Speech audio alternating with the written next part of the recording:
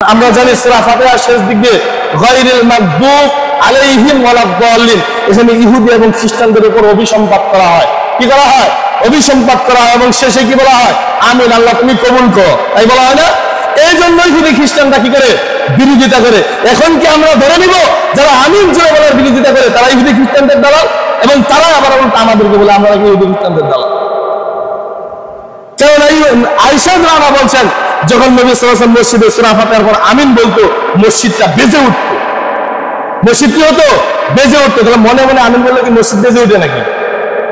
এবং সেই আমিন শুনে ইহুদি খ্রিস্টানরা কি করতো? বিরোধিতা করতো। তাহলে আমরা কি ধরে নিব তাদের ভিতরে ইহুদি খ্রিস্টানদের নেচার আছে? ইহুদি যে আমলের মাধ্যমে আপনার আমার পিছনের গুনাহ, সগীরা গুনাহগুলো মাফ হয়, সেটা হলো সালাতে যখন আমরা দাঁড়াই সশব্দে আমিন বলা। কি বলা? সশব্দে আমিন বলা। হাদিস আবু হুরায়রা রাদিয়াল্লাহু আনহু থেকে বর্ণিত, বুখারীর 781 নম্বর হাদিস। যাদের কাছে মোবাইল আছে, আল হাদিস অ্যাপ, আল হাদিস অ্যাপের 781 নম্বর হাদিসে দেখবেন নবী সাল্লাল্লাহু আলাইহি ওয়াসাল্লাম এখানে বলছেন, ইযা আম্মানাল ইমাম ফাআমিনু, ইযা আম্মানাল ইমাম ফাআমিনু, যখন ইমাম আমিন বলে তোমরাও পিছনে আমিন বলো। তাদেরকে বলছেন? মুক্তাদিরকে। ইযা আম্মানাল ইমাম, ইমাম যখন আমিন বলবে তোমরাও পিছনে আমিন বলো। তা ফাইন্না মিন আফাকা তামিনুহু তামিনাল মালায়েকা, যার আমিন বলা এবং ফেরেশতাদের আমিন বলা মিলে যাবে, গফারা লাহু মা তাকাদ্দামা মিন যামবিহি, আল্লাহ তাআলা তার পিছনের সমস্ত গুনাহ খাতাগুলি maaf করে দিবেন। সুবহানাল্লাহ। শর্ত কি? যখন ইমাম আমিন বলবে তোমরাও সশব্দে আমিন বলো। তোমাদের আমিন বলা এবং ফেরেশতাদের আমিন বলা যদি মিলে যায়, তাহলে পিছনের সমস্ত গুনাহ খাতাগুলি আল্লাহ তাআলা maaf করে দিবেন। এই সুন্নাহ আমল করতে গিয়ে এই রমজান মাসের কিছুদিন আগে বরিশালে এক ঘটনা ঘটেছে। ফজরের সালাতের সময় একজন মুসল্লি আমিন সূরা ফাতিহার পর জোরে বলেছিল, ইমাম নামাজ ছেড়ে দিয়ে ওই মুসল্লিকে পিটিয়েছে। তাহলে এটা হলো সুন্নাহ, নবীর সুন্নাহ প্রতিষ্ঠা করতে গিয়ে মার খেয়েছে যুবক।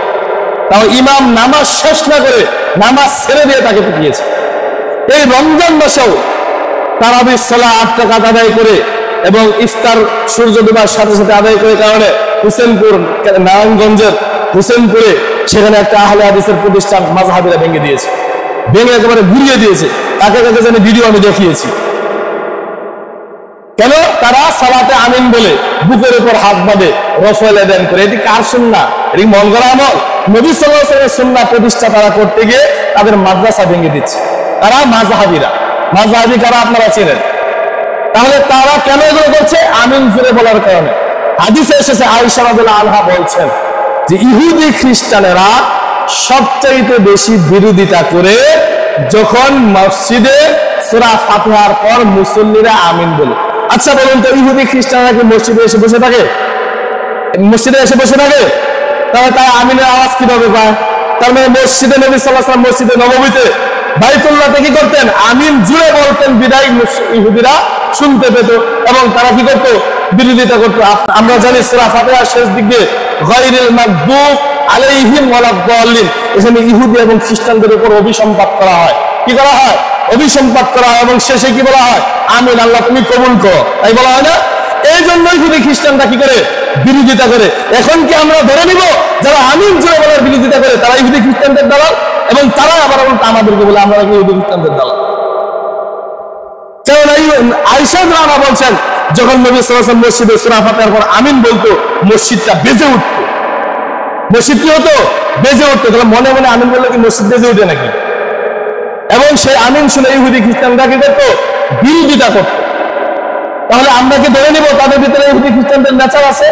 ইহুদি খ্রিস্টানদের কালচার তাদের মাঝে আছে?